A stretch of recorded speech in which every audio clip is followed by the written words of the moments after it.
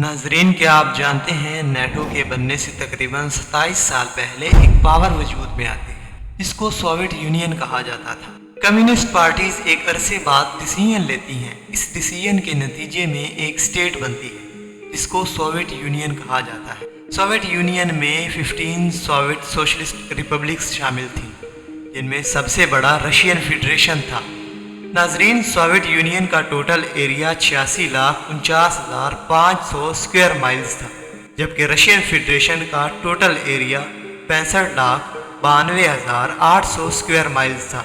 यानी Soviet union को अगर 4 टुकड़ों में तकसीम किया जाता तो उसमें 3 हिस्से रशियन फेडरेशन के थे। सोवियत यूनियन 30 दिसंबर 1922 को बनाई गई। रशियन फेडरेशन इन तमाम रिपब्लिक्स में पावरफुल माना जाता था। नाजरीन, सोवियत यूनियन के बाद 1949 में यूनाइटेड स्टेट की मदद से नेटो कायम की गई, यानी नॉर्थ अटलांटिक ट्रीटी ऑर्गेनाइजेशन। नाजरीन, जैसे जैसे सोवियत यूनियन की पावर बढ़ रही थी तो 12 कंट्रीज़ ने मिलकर एक ऑर्गेनाइजेशन यानी नेटो कायम की। नाजरीन, नेटो का काम था कि सोवियत यूनियन के ख़िलाफ़ उन तमाम कंट्रीज़ को सिक्योरिटी देना जो नेटो में शामिल थी। नाजरीन, सोवियत यूनियन अपने इर्द गिर्द तमाम कंट्रीज़ पर हमले करते जा रहा था, मगर ये बात नेटो को हज़म ना हुई क्योंकि यूनाइटेड स्टेट तमाम दुनिया पर अपना राज चाहता था। इसलिए वो हर तरह से सोवियत यूनियन को रोकना चाहता था। 1979 में जब सोवियत यूनियन ने अफ़गानिस्तान में कदम रखे तो ये बात CIA यानी सेंट्रल इंटेलिजेंस एजेंसी और नेटो को खटक रही थी, क्योंकि वो नहीं चाहते थे कि सोवियत यूनियन सेंट्रल एशिया में फैल जाए।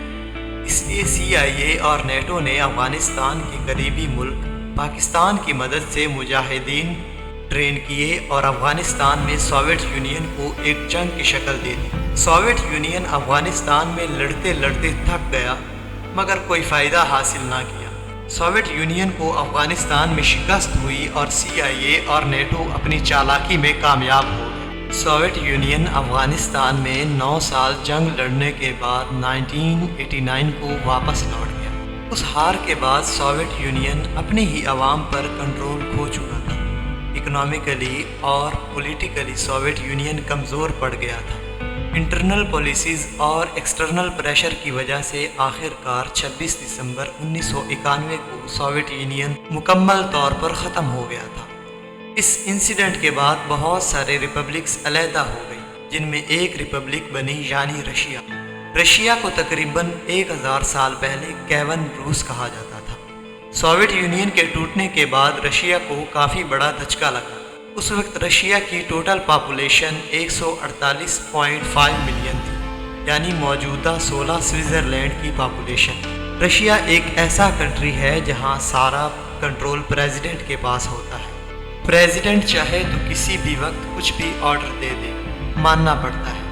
यानी प्रेसिडेंट की इजाज़त के बगैर कोई आर्मी ऑफिसर भी कुछ नहीं कर सकता। मुख्तसर ये कि प्रेसिडेंट की इजाज़त के बगैर रशिया में कोई चिड़िया पर भी नहीं मार सकती। एक दिन पहले सोवियत यूनियन के प्रेसिडेंट मिखाइल गोर्बाचेव ने रिज़ाइन किया तो अगले दिन बोरिस येल्सिन को रशिया का प्रेसिडेंट बना दिया गया।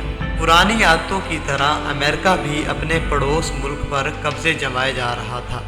अमेरिका ने जब ईस्टर्न यूरोप में कदम रखे तो ये बात रशिया को बर्दाश्त ना हुई, जिसके बाद 1994 में रशिया ने खुलेआम उसकी मुखालफत कर दी। नाजरीन, सोवियत यूनियन से अलहदगी के बाद रशिया का ज़वाल शुरू होता गया। रशिया की न सिर्फ इकॉनमी कोलैप्स कर गई बल्कि रशिया इंटरनली आहिस्ता आहिस्ता टूटता जा रहा था। 1991 से लेकर 1997 तक तो जैसे रशिया पर क़यामत टूट चुकी थी। हर तरफ पॉवर्टी छाई हुई थी। रशियन गवर्नमेंट ने भी हाथ खड़े कर दिए थे। रशियन गवर्नमेंट मुकम्मल तौर पर अपनी आवाम को कंट्रोल ना कर सकी, चूँकि बहुत सारे सोल्जर्स अफ़गानिस्तान से वापसी पर माफिया का हिस्सा बन गए और सब के सब गैंगस्टर्स बनते जा रहे थे। ये पीरियड रशिया के लिए नाकाबिले यकीन था, क्योंकि एक तरफ रशिया की इकॉनमी कोलैप्स करती जा रही थी तो दूसरी तरफ रशिया को दुनिया की बड़ी बड़ी ताकतों का सामना करना पड़ रहा था। रशिया में चोरी, डकैती, कत्ल अपने उरूज पर पहुंच चुके थे। रशिया की आवाम इस गुंडा राज से तंग आ चुकी थी। رشین گورنمنٹ خود بھی کرپشن کا بازار گرم کر رکھے تھی۔ رشین گورنمنٹ اور کرمنلز کے لیے یہ وقت خاصا اچھا تھا، مگر عوام کے لیے سر درد بنا ہوا تھا۔ وقت گزر رہا تھا اور رشیا جل رہا تھا۔ 1997 کے بعد رشین چیچن کے ریلیشنز کے لیے رشیا نے بہت سارے اقدامات اٹھائے۔ اسی طرح رشین چیچن وار بھی ختم ہو گئی۔ رشیا نے اس وار میں تمام سولجرز کے لیے عام معافی کا اعلان کیا۔ رشیا نے چیچنیا کے ساتھ جنگ اس لیے ختم کی کیونکہ چیچنیا رشیا کے مڈل ایسٹ کے ساتھ ٹریڈ اور کمیونیکیشن روٹس کے لیے آسان ذریعہ تھا۔ یہ رشیا کی قسمت بدلنے والا تھا۔ اسی سال یعنی 1997 میں ایک شخص جس کا نام ولیڈیمر پیوٹن، جو اس وقت رشیا کے پریزیڈنٹل سٹاف کا ڈپٹی چیف تھا، شاید رشیا کی قسمت بدلنے جا رہا تھا۔ یہ شخص ہر سال پریزیڈنٹ بورس یلسن کے اقتدار کے انڈر پروموٹ ہوتا جا رہا تھا۔ 31 دسمبر 1999 کو بورس یلسن ریٹائر ہو گیا، مگر ابھی تک رشین اکانومی نے گروتھ حاصل نہیں کی تھی۔ اگلے سال 26 مارچ 2000 کو ولیڈیمر پیوٹن رشیا کے الیکٹڈ پریزیڈنٹ بن گئے۔ 2008 میں پہلی دفعہ رشیا نے پیوٹن کی صدارت میں اپنے پڑوس ملک جارجیا پر حملہ کر دیا۔ یہ وہ سال تھا جس نے رشیا کی قسمت بدلنے کا اعلان کر دیا تھا۔ جارجیا نیٹو کو جوائن کرنا چاہتا تھا، مگر یہ بات رشیا کو بالکل ہضم نہ ہوئی کیونکہ رشیا شروع سے ہی نیٹو کے خلاف تھا۔ رشیا نے جارجیا کو وارن کیا تھا کہ جارجین فورسز ساؤتھ اوسیٹیا میں رشین جینوسائیڈ کو روکیں۔ رشیا اپنے سویلینز کی پروٹیکشن کے لیے کافی پریشان تھا، تو دوسری طرف جارجیا رشین جینوسائیڈ کو بڑھا رہا تھا اور نیٹو کو جوائن کرنے کی پلاننگ کر رہا تھا، تو رشیا نے مجبوراً جارجیا میں اپنے قدم جمانے شروع کر دیے۔ رشیا نے جارجیا سے جنگ جیت لی۔ بالآخر فرانس نے 16 اگست 2008 میں یہ جنگ رکوا دی۔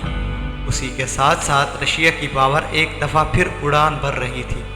رشیا نے 1998 میں G7 گروپ کو جوائن کیا تھا، اس کے بعد یہ G8 یعنی گروپ آف 8 بن گیا۔ اس گروپ میں 8 کنٹریز شامل ہو گئی، جو رشیا کی GDP کے لیول کو کافی بڑھا رہی تھی۔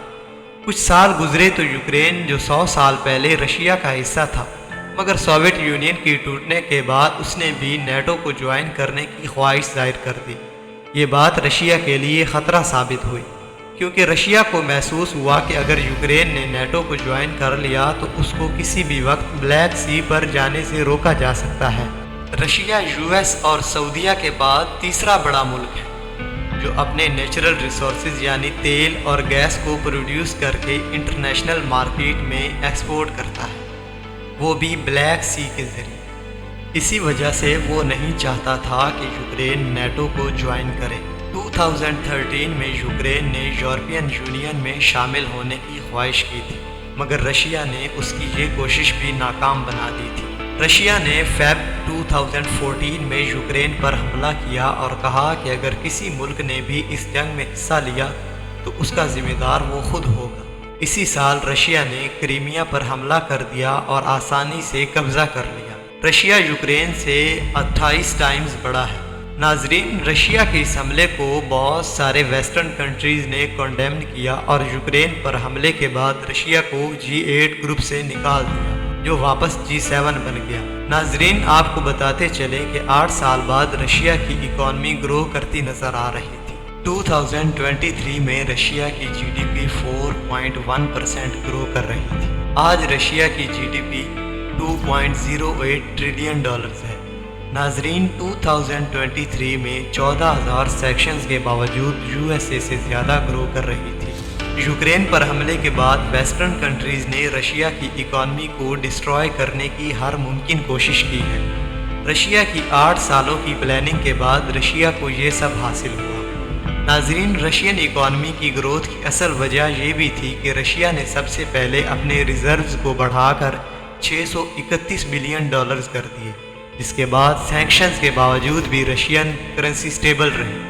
سیکنڈلی، رشیا نے ورلڈ کے ٹاپ آئل بائرز یعنی انڈیا اور چائنا کو تیل بیچنا شروع کر دیا۔ तीसरे नंबर पर रशिया ने डॉलर को रिप्लेस करके इंडिया और चाइना के साथ लोकल करेंसी में ट्रेड करना शुरू कर दिया, जिसने रशिया की इकॉनमी को बहुत सारी तरक्की दी। नाजरीन, अगर रशिया की पावर की बात की जाए तो रशिया एक वीटो पावर कंट्री है। वर्ल्ड रैंक में रशिया तीसरे नंबर पर है। नाजरीन, अगर रशिया की मिलिट्री पावर को देखा जाए तो रशिया में 3.57 मिलियन पर्सनल्स हैं। इसके साथ साथ रशिया के पास न्यूक्लियर पावर भी है। नाजरीन, रशिया के पास 5459 न्यूक्लियर वॉरहेड्स हैं।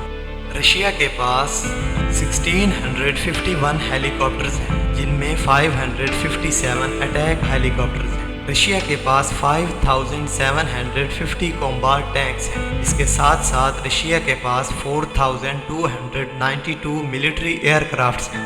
रशिया अब तक बहुत सारी जंगें लड़ चुका है, जिनमें ज़्यादातर रशिया ने जीती हैं। मुख्तसर ये है कि वर्ल्ड लीडर्स जब भी मीटिंग करते हैं तो रशिया का नाम ज़रूर आता है। रशिया पहले से भी ज़्यादा स्ट्रॉन्ग होता जा रहा है, जो वेस्टर्न कंट्रीज़ के लिए सर दर्द बन रहा है। रशिया ने चाइना के साथ एक लंबी ट्रेड के लिए साइन कर दिया है, जो आने वाले दिनों में इसको और ज़्यादा स्ट्रॉन्ग बनाएगा।